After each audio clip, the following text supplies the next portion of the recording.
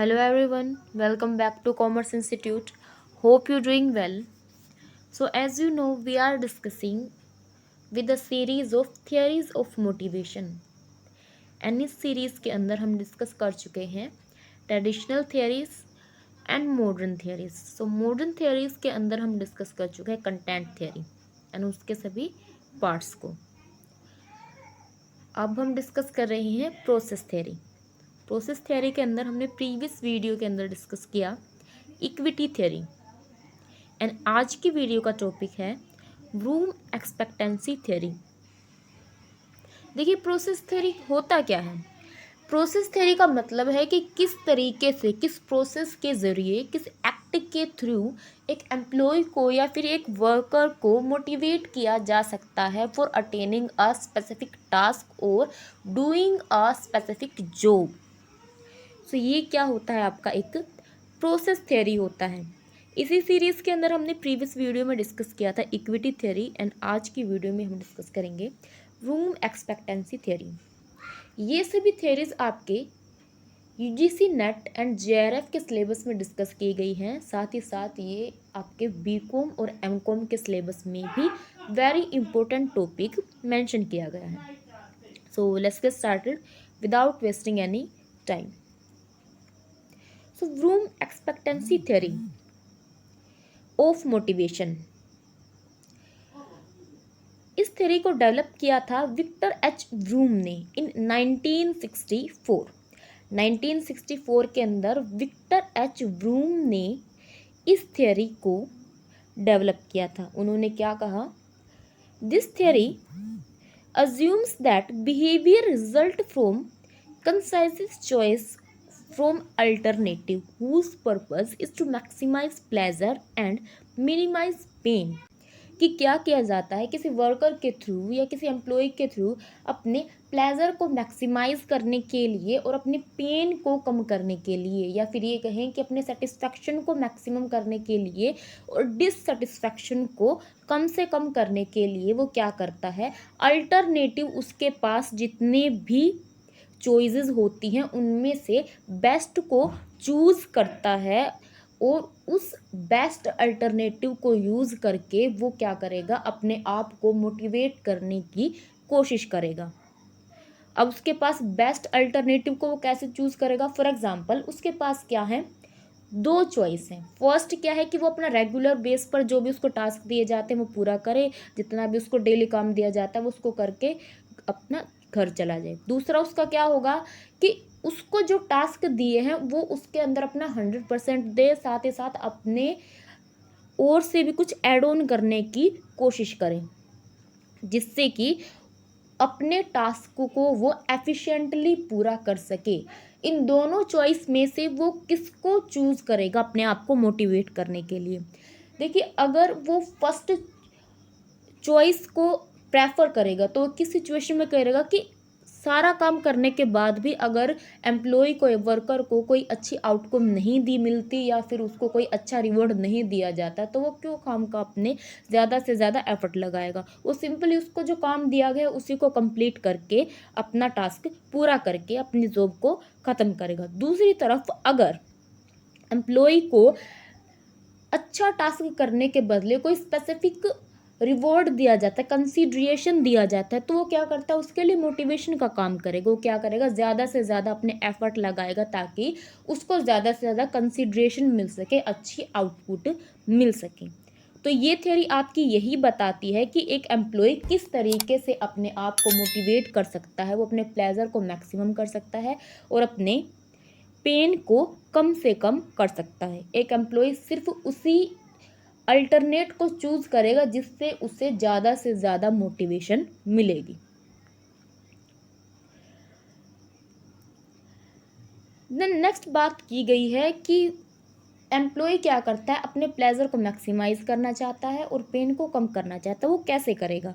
Room expectancy theory के अंदर 3 factors हैं जिनके ज़रिए एक एम्प्लॉय अपने मोटिवेशन को बढ़ा सकता है. क्या, first expectancy, instrumentality and valence. Vroom realized that an employee's performance is based on its expectancy, instrumentality and valence, कि ये 3 फैक्टर हैं जो कि किसी एम्प्लॉय को मोटिवेट करने का काम करते हैं, उसको अपना काम एफिशिएंटली करने के लिए इन्फ्लुएंस करते हैं। तो अब ये 3 क्या फैक्टर हैं, क्या मतलब है एक्सपेक्टेंसी का, इंस्ट्रूमेंटलिटी का एंड बैलेंस का। Let's discuss one by one. तो फर्स्ट इज एक्सपेक्टेंसी। एक्सपेक्टेंसी का मतलब कि उसको जो काम दिया जाए उस काम को वो क्या करे, अच्छे से पूरा करे, तो क्या होंगे, उसकी परफॉर्मेंस बेटर होगी।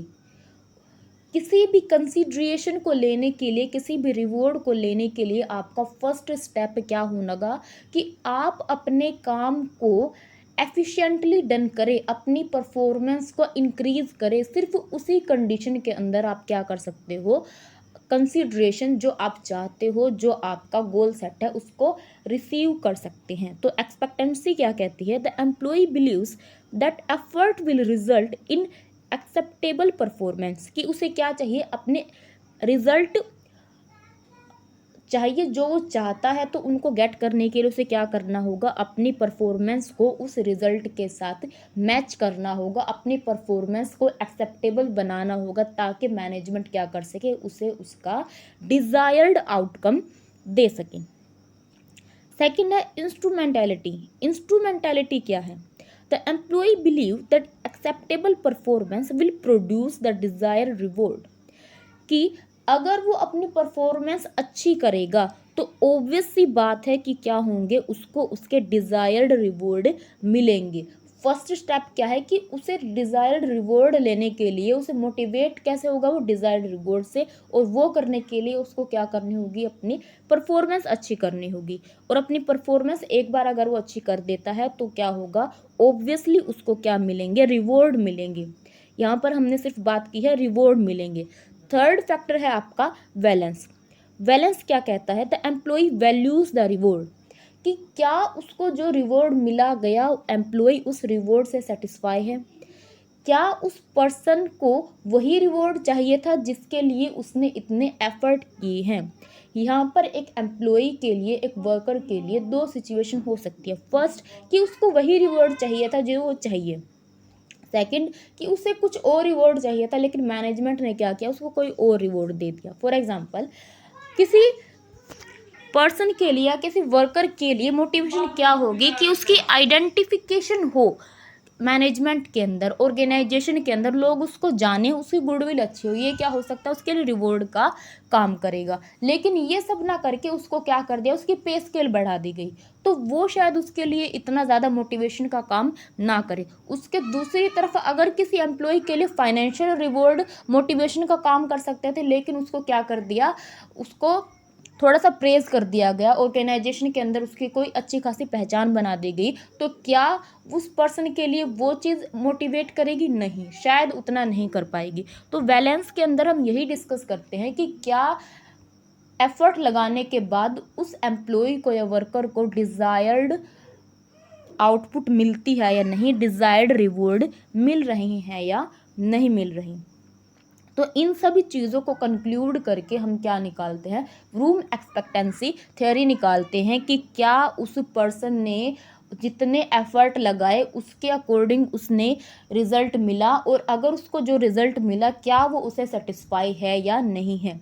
अगर वो पर्सन उससे सेटिस्फाई हो जाता है तो इन फ्यूचर वो क्या करेगा, दोबारा से अगर उसको कोई टास्क दिया जाएगा तो उसमें अपना 100% लगाएगा। अगर उसको एक्सपेक्टेड मोटिवेटेड रिवॉर्ड नहीं मिलेगा तो वो अपना पूरा 100% नेक्स्ट टाइमर नहीं लगाएगा। तो ये है आपकी रूम एक्सपेक्टेंसी थ्योरी। सो अब एक्सपेक्टेंसी की बात की गई जहाँ पर, तो वहाँ हम किस चीज़ के बारे में बात कर रहे हैं, एफर्ट के बारे में, कि परफॉर्मेंस को क्या किया जाता है, बेटर करने की कोशिश की जाती है। और एक बार परफॉर्मेंस बेटर हो जाती है उसके बाद क्या किया जाता है, आपकी रिवॉर्ड दिया जाता है। और रिवॉर्ड आपका किसका काम करेगा, आउटकम, यानी कि आपने जिस चीज़ के लिए एफर्ट लगाए थे क्या लास्ट में आपको वो चीज़ मिली।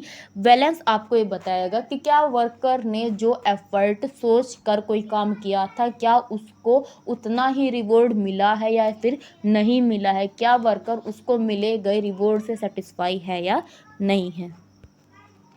So this is all about today's topic. I hope this is clear.